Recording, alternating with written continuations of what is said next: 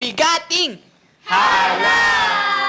na si Harold and si Pero ito ang pang-una at si Harold lang ang gagawa nito. Paano ka manligaw? Ay, ako kasi pag ganyan. Bibilang ko siya yung favorite niyang bulaklak. Uy! Tapos yung chocolate. Tapos ilalabas ko siya sa paborito niyang lugar. Uy! Tapos sa Ganon. huli, sa mga bulaklakin na paligid. Wow! Tapos! Hindi pa tapos. Hindi pa tapos. Doon ko siya tatanungin, pwede ba ako manligaw? Uy, ano? Oh, Bichar! Yana, is it? Real. Baka mapauo agad ako eh. Uy! Uy!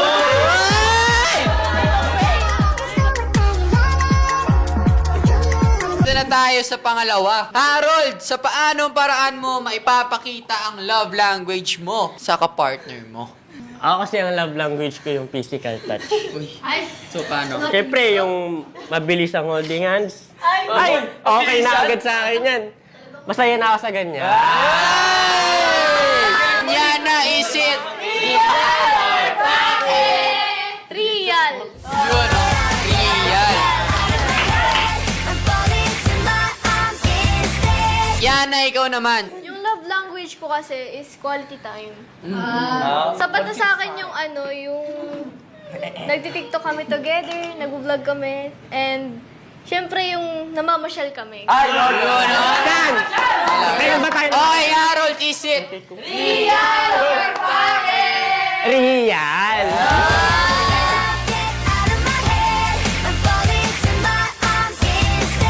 Gumawa ng raise action Okay. sa partner mo. Appear ka muna. Oh. Kabila. Oh. Taas mo. Appear. Yana! Yana, is it? Real! Real. Real. Nagandaan. Talaga? Talagang magaling. Talaga. Talaga ano? Okay, Yana, ikaw naman. Paano man raise ang isang Yana? Parang, ang dumi naman ng ano mo. Ano ba yun?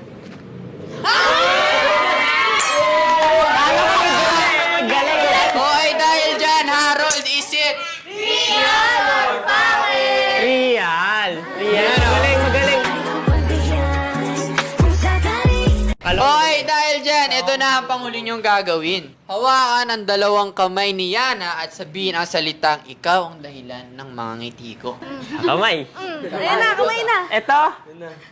Ganda na kamay mo ah. Alam mo ba? Ikaw ang dahilan ng mga ngiti ko. Yeah! Yana, is it? Real. Yun, oh, real pala. Okay, Yana. Okay, Yana, ikaw naman. Harold, sana alam mo na ikaw yung dahilan ng mga ngiti ko. Okay, Harold, is it? Real!